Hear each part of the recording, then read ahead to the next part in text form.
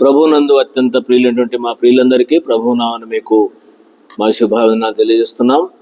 ఇది మన యొక్క బైబిల్ పఠనము పరిశుద్ధ గ్రంథం బైబిల్ను ఆధారం చేసుకొని కార్య ఆరంభము కంటే కార్య అంతము మేలు అని ప్రసంగి గ్రంథం 7వ అధ్యాయం 8వ వచనాన్ని ఆధారంతో మత్తయి సువార్త 6వ అధ్యాయము మత్తయి సువార్త 6:43వ వచనాన్ని మనము చదువుతాం. 43, 44వ వచనం, ఈ రెండు వచనాల్లో ఉన్నటువంటి విషయాన్ని మనం ఈ చివరి దినాలలో మనం ఏ విధంగా ఉంటున్నాం, భయంకరమైన దినాల్లో ఉన్నాం ప్రియులారా.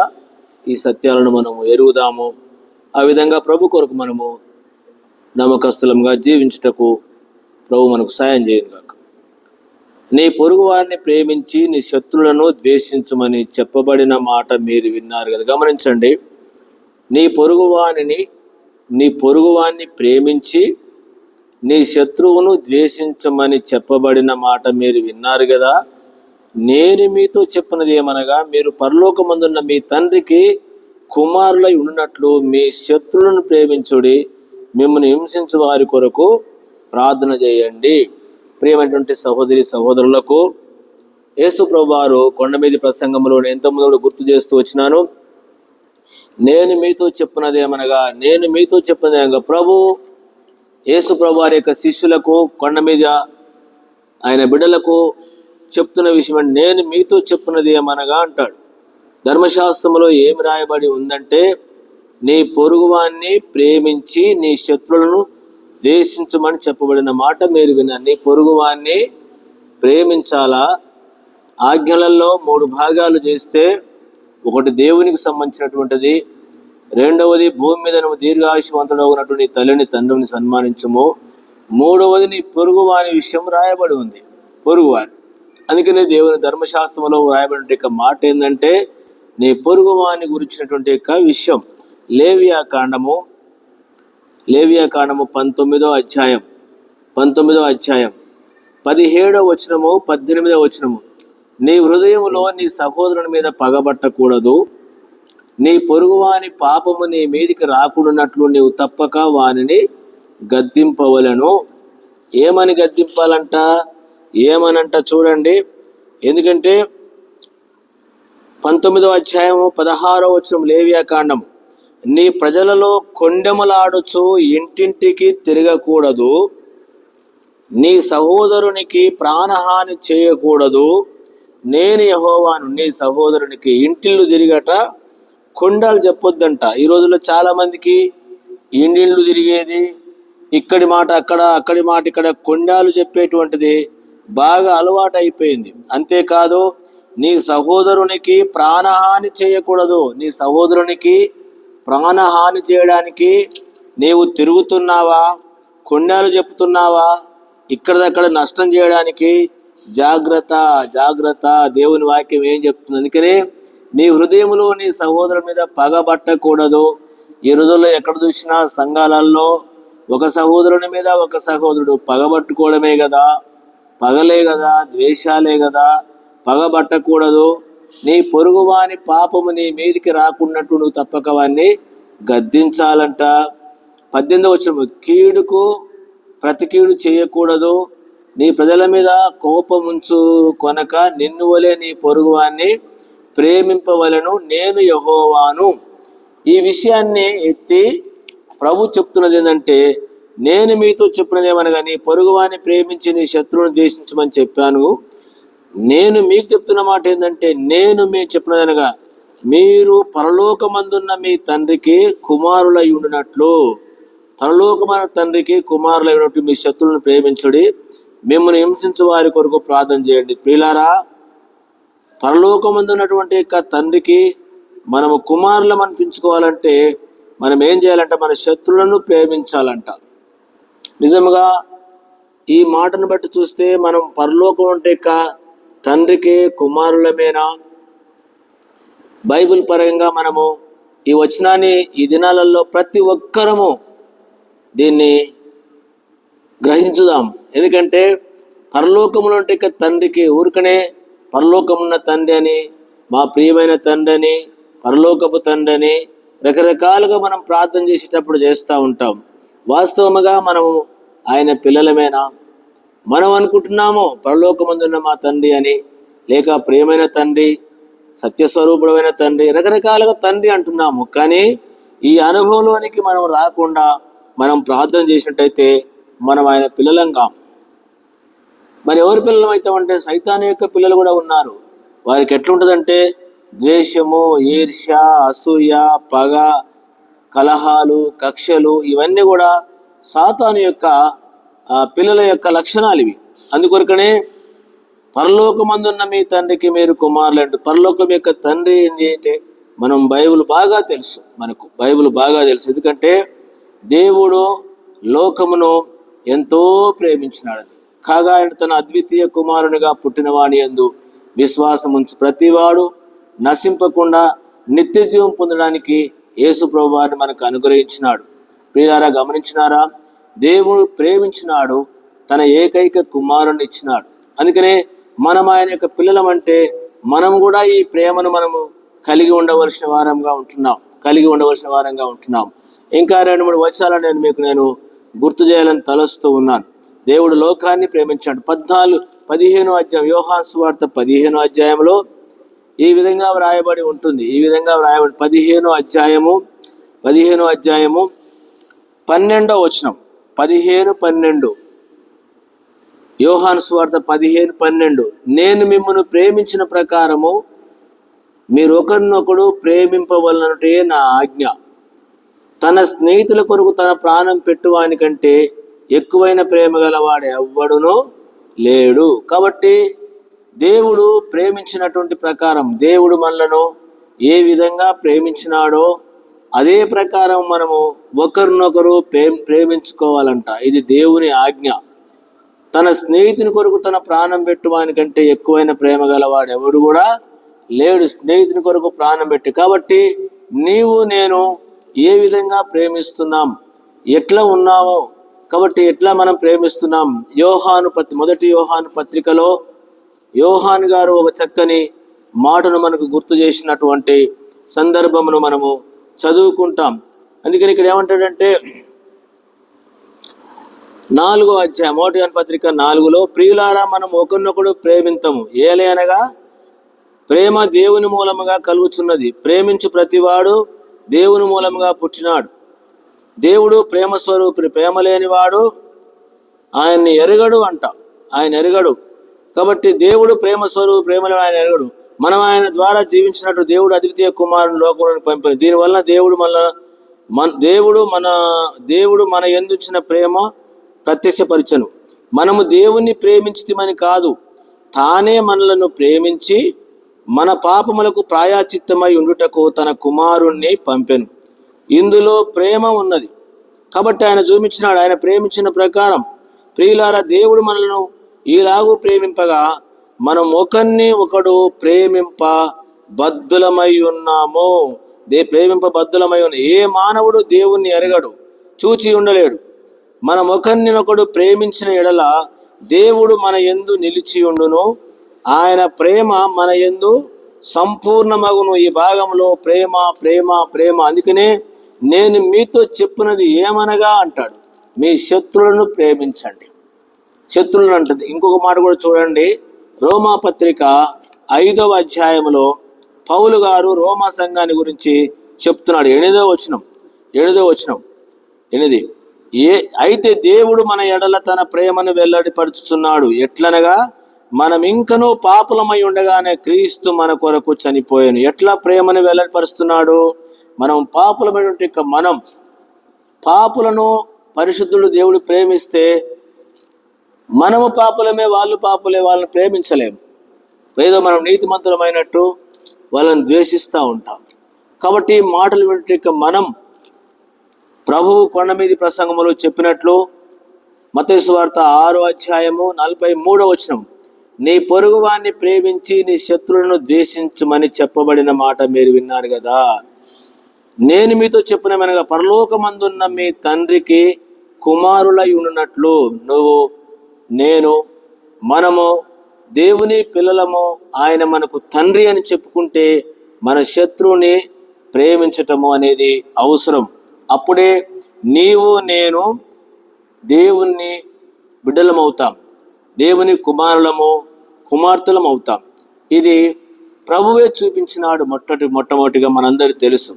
రెండవది దేవుని బిడ్డలుగా ఉన్నటువంటి వాళ్ళు చూపించినటువంటి ప్రేమ మనకు తెలుసు.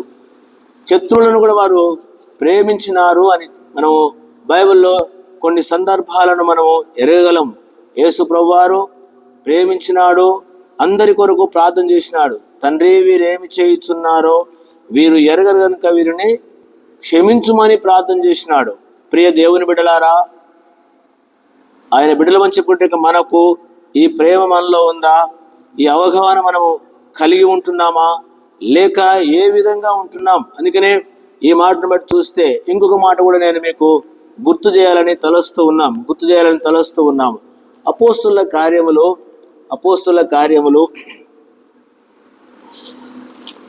7వ అధ్యాయం. అపోస్తుల కార్యములు 7వ అధ్యాయంలో మనందరూ కూడా స్టెఫన్ని రాళ్ళతో కొడుతూ ఉన్నారు. భయంకరంగా రాళ్ళతో కొడుతున్నప్పుడు అదే స్టెఫను ఏమని ప్రార్థన చేసినాడు ఓసారి గమనించండి. ఏమని ప్రార్థన చేసినాడు చూడండి, నేను చదువుతున్నాను. 54వ వచనం, 7:54 అపోస్తుల కార్యములు. వారి మాటలు విని కోపంతో మండిపడి అతన్ని చూసి పండ్లు కొరికిరి. అయితే అతడు పరిశుద్ధాత్మ నిండుకున్నవాడై ఆకాశం వైపు తేరి చూసి దేవుని మహిమను యేసు దేవుని కుడిపార్శ్వమందు నిలిచి ఉండుట చూసి ఆకాశం తెరవబట్టయు మనుష్య కుమారుడు దేవుని కుడిపార్శ్వ నిల్చుండి చూసినని చెప్పెను. అప్పుడు వారు పెద్ద కేక వేసి చెవులు మూసుకొని ఏకముగా అతని మీద పడి పట్టణపు వెలుపలికి అతన్ని వెళ్ళగొట్టి రాళ్ళు రువి చంపిరి. సౌలు అను యవనుడు సాక్షులు సౌలు అను ఒక యవనుని పాదముల మీద తమ వస్త్రములను పెట్టిరి. ప్రభువును గూర్చి మొరపెట్టుచు, యేసు ప్రభువా, నా ఆత్మను చేర్చుకొనమని స్టెఫను పలుకుచుండగా అతని రాళ్ళు రువి కొట్టిరి. అతడు మోకాల్లోని, ప్రభువా, వారి మీద ఈ పాపము మోపకమని గొప్ప శబ్దంతో పలికెను. ఈ మాటలు పలికి నిద్రించెను. సావు అతని చావుకు సమ్మతించను. స్టెఫను చేసినట్టు ప్రార్థన. కాబట్టి దేవుని బిడ్డలముగా నీవు నేను వారి కొరకు ఏమని ప్రార్థన చేస్తున్నాం, ఎట్లని చేస్తున్నాం? ఇదే 9వ అధ్యాయంలో గమనించండి. 9వ అధ్యాయం 17వ వచనం. అననీయ వెళ్ళి అతని ఇంట ప్రవేశించి అతని మీద చేతులుంచి, సౌలా సహోదరుడా, నీ వచ్చిన మార్గంలో నీకు కనబడిన ప్రభువైన యేసు నీవు దృష్టి పొంది పరిశుద్ధాత్మ నింపమన్నట్టు నన్ను పంపి ఉన్నాడని చెప్పెను. అప్పుడే అతని కన్నుల నుండి పొరల వంటివి రాలగా దృష్టి కలిగి లేచి బాప్తిసం పొందిన. తర్వాత ఆహారం పుచ్చుకొని బలపడిన. ఎవరైనా సౌలు. ఎవరి సౌలు? ఎట్లాంటి వాడో ఒకసారి చూడండి. సౌలు ఇంకను యేసు యొక్క శిష్యులను బెదిరించటము, హత్య చేయుట తనకు ప్రాణాధారమైనట. ఈ మార్గం పురుషులను స్త్రీలను కనుగొంటే కూడా వాళ్ళు ఏం చేస్తున్నాడు? అందుకే 1 తిమోతి పత్రికలో 1వ అధ్యాయం 12లో పూర్వం దూషకుణ్ణి, హింసకుణ్ణి, హానికరుణ్ణి అని చెప్పినాడు. ఇట్లాంటి వ్యక్తుల కొరకు సంఘము ప్రార్థన చేసినట్టుగా చూస్తూ ఉన్నాము. అననీయ వెళ్ళి ప్రార్థన చేసినాడు. సౌలా సహోదరుడు అంటాడు. నీ సహోదరుడు అంట. ఎట్ట సహోదరుడు? హానికరుడు, శత్రువు. కాబట్టి ఈ మాటలు వినట్టు మనము ఏమని ప్రార్థన చేస్తున్నాం? ఇక్కడ చూస్తే స్టెఫను ప్రార్థన చేసినాడు. దేవా, వీరి మీద ఈ నేరము మోపకుము అని చెప్పినాడు. సౌలు విషయం ప్రార్థన చేసినాడు. చేస్తే కన్నుల నుండి పొరలు రాలినాయి. ఈరోజు దేవుని పిల్లలమని చెప్పుకుంటే మనము ఏమని ప్రార్థన చేస్తున్నాం? అందుకనే ఈ మాటలు వింటుంటే మా ప్రియులారా, మీరు మనము ఆయన పిల్లలముగా, ఆయన కుమారులము కుమార్తెల యొక్క సారూప్యములోనికి, అనుభవంలోనికి మనము వచ్చుటకు ప్రభు మనకు సహాయపడునుగా. ఆ విధానంలోనికి మనము అప్పగించుకుంటాం. మత్తయి సువార్త 6వ అధ్యాయము 6:43, నీ పొరుగువాన్ని ప్రేమించి నీ శత్రువును ద్వేషించమని చెప్పబడిన మాట మీరు విన్నారు కదా. నేను మీతో చెప్పినదేమనగా, ఈరోజు మనందరితో ప్రభు చెప్తున్న మాట ఇదే. మీరు పరలోకమందున్న మీ తండ్రికి కుమారులై ఉండునట్లు మీ శత్రువులను ప్రేమించుడి, మిమ్మల్ని హింసించు వారి కొరకు ప్రార్థన చేయండి అంట. మీ శత్రువుల కొరకు ప్రార్థన చేయమన్నాడు ప్రభు. ఆ విధంగా చేసిన చాలా సందర్భాలు ఉన్నాయి. కాబట్టి వారి కొరకు మనం ప్రార్థన చేయవలసిన వారంగా ఉంటున్నాం. ఏమనంటే వాళ్ళ నష్టం కొరకు కాదు. ఇదే విషయాన్ని లూకా గారు కొన్ని మాటలు చెప్తాడు. లూకా సువార్త 6వ అధ్యాయం, లూకా సువార్త 6వ అధ్యాయము 27వ వచనము 28. వినుచున్న మీతో నేను చెప్పినది ఏమనగా మీ శత్రులను ప్రేమించుడి. ఎంత కష్టమైన విషయం ఇది మింగుడుబోని విషయము. ప్రేమించు మిమ్మును వినుచున్న మీతో నేను చెప్పినది ఏమనగా మీ శత్రులను ప్రేమించుడి. మిమ్మును ద్వేషించు వారికి మేలు చేయండి. ద్వేషించే వారికి మేలు చేయాలంట. మిమ్మును శపించు వారిని దీవించుడి గాని దీవించుడి. మిమ్మును బాధించు వారి కొరకు ఏం చేయండి? ప్రార్థన చేయండి. చూసినారా? ఈ విషయాన్ని మనము మరొక భాగంలో కూడా పౌలు గారు రోమా సంఘాన్ని చెప్తాడు. 12వ అధ్యాయము రోమీయులకు రాసిన పత్రిక 12లో, కాబట్టి దేవుని బిడలముగా మనకు శత్రువులు ఉన్నారు. శత్రువు ఒకడే మనకు శత్రువు, సైతాను. వాడు చేయబట్టి మనందరికీ శత్రుత్వం తీసుకొచ్చినాడు. సంఘాలలో ఎక్కడ చూసినా పడకుండా తీసుకొస్తున్నాడు. సమస్యల్లో ఉన్నటువంటి విషయము. అందుకొరకనే చెప్తున్నటువంటి మాట ఏంటంటే గమనించండి. రోమా పత్రిక 12వ అధ్యాయము నేను ఎక్కువ విషయాలు చదువుతున్నాను. 12 నుంచి, నిరీక్షణ గలవారై సంతోషించుతూ, శ్రమల యందు ఓర్పు గలవారై, ప్రార్థనల యందు పట్టుదల కలిగి ఉండుడి. పరిశుద్ధుల అవసరములో పాలు పొందుతూ శ్రద్ధగా ఆతిథ్యమియుడి. మిమ్మును హింసించు వారిని దీవించుడి గాని శపించవద్దు. మరి ఎట్లనంటే ఈ భాగం అంతా వాడితో ఏడవండి. ఎందుకంటే కీడుకు ప్రతి కీడు చేయబాకండి. పగ తీర్చుకుంటా నా పని. అందుకనే మనము కాదు తీసుకునేది, పగ ప్రభువు తీర్చుకుంటాడు. ఒకరోజు వారికి ఏదైతే ఉందో అనుమతిస్తే శిక్ష అనుభవిస్తాడు తప్పకుండా. కాబట్టి అందుకనే మనకు బైబిల్లో చాలా ఆధారాలు ఉన్నాయి. ఎందుకంటే వినకుండా దేవుని బిడ్డలు ఎంత ప్రేమించినా ప్రేమకు ప్రతిగా వారు కీడు కల్పిస్తే వాళ్ళకు వచ్చిన నష్టాలు మనకు బైబిల్లో ఉన్నాయి. అందుకొరకనే ఈ మాటలు జ్ఞాపకం పెట్టుకొని, ఇవి చాలా ప్రాముఖ్యమైన మాటలు విని మత్తయి సువార్త 6వ అధ్యాయము 43, 44, నేను మీతో చెప్పినది అనగా పరలోకమందున్న మీ తండ్రికి కుమారులయుడునట్లు. ఎన్నో సందర్భాలు ఉన్నాయి ప్రార్థనల గురించి. మీ శత్రులకు అదే ప్రభు చెప్తాడు మార్క్స్ వార్తలో, మీరు ప్రార్థన చేయనప్పుడల్లా మీ శత్రువులను కొరకు ప్రార్థన చేయండి, క్షమించండి అంటాడు. ప్రార్థన చేయండి వాళ్ళ కొరకు అంటాడు. ఎందుకంటే ఆ ప్రార్థన లేకుండా మనం జీవించినట్లయితే మన ప్రార్థనలు అంగీకరించబడవు. మనము ఆయన బిడలముగా మనము ఉండలేము.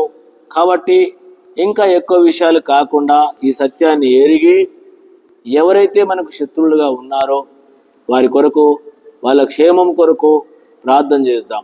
శత్రువులుగా ఉన్న సమాధానమైనటువంటి విషయం కొరకు దేవుడు కనికరించినట్లు ప్రార్థన చేద్దాం. ఎందుకంటే 17వ వచనంలో అంటాడు, 17 రోమపత్రిక 12:17లో, కీడుకు ప్రతి కీడు ఎవరు చేయొద్దు, మనుషులందరి దృష్టికి యోగ్యమైన వాటిని గురించి ఆలోచన కలిగి ఉండి, శక్యమైతే మీ చేతనంత మట్టుకు సమస్త మనుషులతో సమాధానంగా ఉండండి. ప్రియులారా, మీకు మీరే పగ తీర్చుకొనక దేవుని ఉగ్రతకు చోటియండి. పగ తీర్చుట నా పని, నేనే ప్రతిఫలం ఇత్తును అని ప్రభు చెప్తున్నాడు కనుక వ్రాయబడి ఉన్నది. కాబట్టి మనము కాదు. కాబట్టి నీ శత్రువు ఆకలిగా ఉంటే వానికి భోజనం పెట్టుము, దప్పిగా ఉంటే దాహమేమో. అలాగు చేయటం వల్ల నీవు అతని తల మీద నిప్పులు కుప్పగా పోయేదు. కీడు వలన జయింపబడక మేలు చేత కీడును జయిస్తాం. మరోసారి ఇది మీకు గుర్తు చేస్తా ఉన్నాము. కాబట్టి ఈ మాటలు జ్ఞాపకం పెట్టుకొని ఇలాంటి విధానంలోనికి ప్రభు మనల్ని నడిపించినట్లు మనము ప్రభుకు అప్పగించుకుందాం. ప్రభు మనకు సహాయపడును గాక. ప్రియమైన తండ్రి, బాగా దీవించమని, మేము కూడా మా శత్రువులను, మమ్మల్ని హింసించే వారిని, మా మీద అబద్ధంగా చెడ్డ మాటలు పలికేటువంటి వారిని మేము ప్రేమించే వారంగా ఉన్నట్లు నీ కృప చూపండి, సహాయపడమని వందనాలు చెల్లిస్తూ యేసునామమున ప్రార్థించి వేడుకుంటున్నాను తండ్రి. ఆమేన్. మన తండ్రి దేవుని యొక్క ప్రేమ, మన ప్రభువైన యేసుక్రీస్తు కృప, పరిశుద్ధాత్మ సహవాసం మనందరి తోడై ఉండును గాక. ఆమేన్. ప్రైజ్ ది లార్డ్ అండి. మీ అందరికీ ప్రైజ్ ది లార్డ్.